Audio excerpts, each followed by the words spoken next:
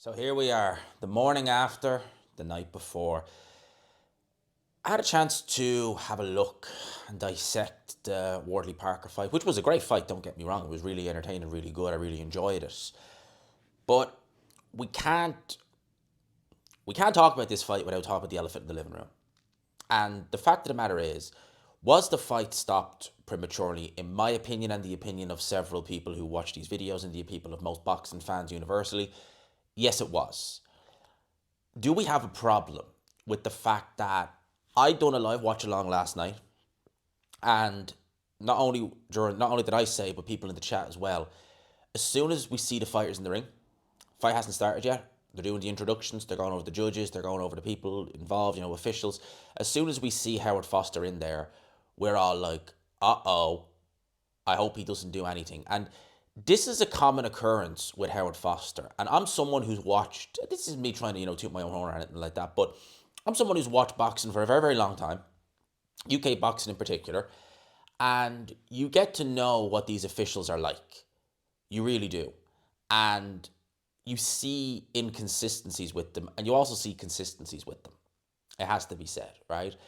So, Howard Foster, for those who don't know, is a UK referee, and he is infamous around the UK for being a referee who has a tendency to jump in too early.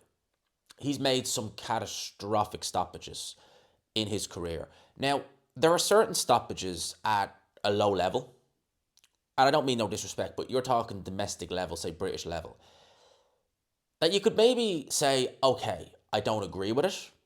It's a silly stoppage. You should know better. And if you ever look at Howard Foster, you look at his body language in the ring, you can definitely tell that there's an element of panic setting in when a fighter gets buzzed or when a fighter gets hurt. You can see that. Now, both fighters, the fighter who's hurt, you would imagine he's going to end up looking a little bit shell shook if he's dropped or anything like that, but he's trying to remain calm. And the fighter who's trying to finish the job, you get that.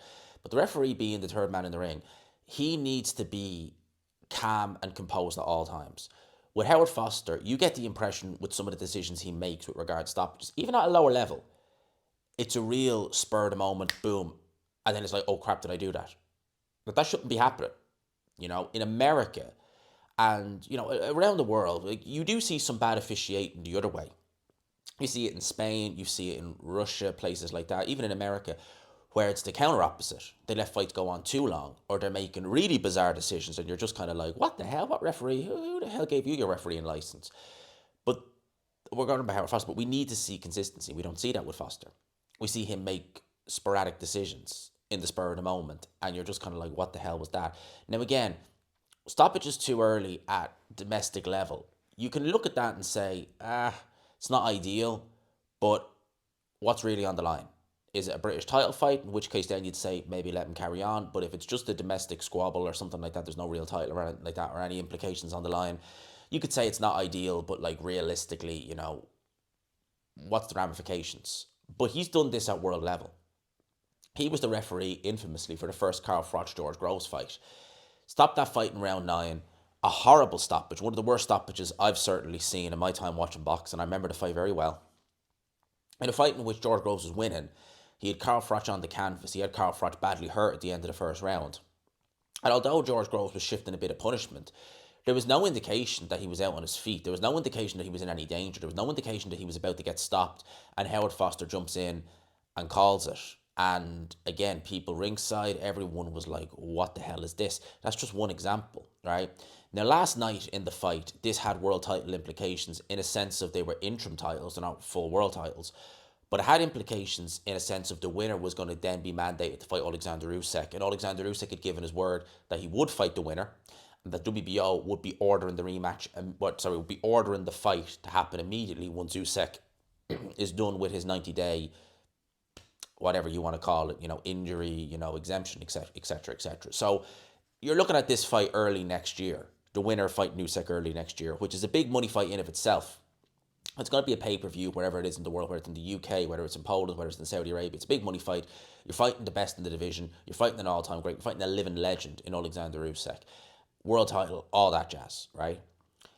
In the 11th round, in a fight in which Joseph Parker was winning, although he was shifting some punishment, and yes, correct, he wasn't returning fire 100%, or he wasn't returning fire enough. Nevertheless, shots were missing. These shots were missing him. Fabio Wardley threw a weird looking uppercut where he did like a starfish pose. He got through with a left hand, and then he missed again. And then Foster jumps in to stop it. Now you could argue, and it's a fair argument, Joseph Parker should have taken a knee. He's experienced enough to know that I'm not punching back, he's laying it on me. He's going to run out of gas sooner or later. If I take a knee, I bide myself 8 seconds. It's more than that. It's about 10 to 15 seconds.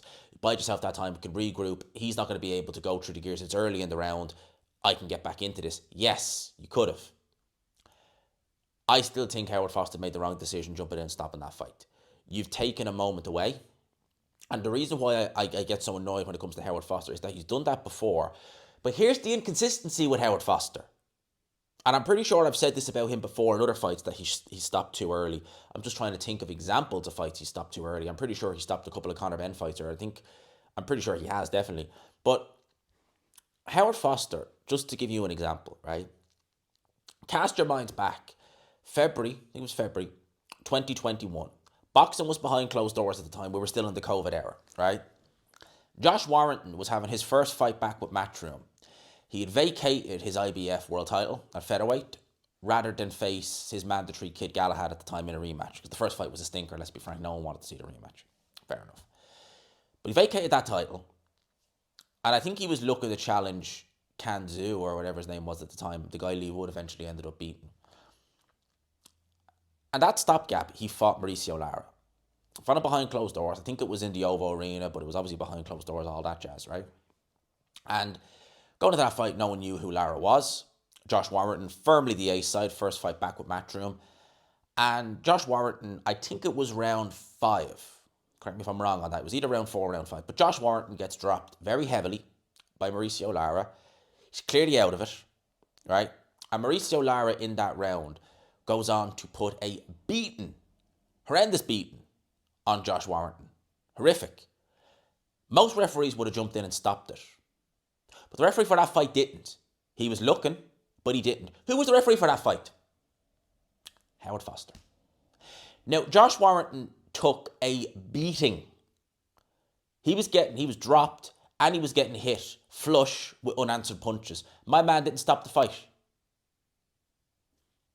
And he would have been perfectly in his right to stop it, because Josh Warrington was done. There was arguments that the corner should have stopped the fight after that round. Well, he didn't stop it.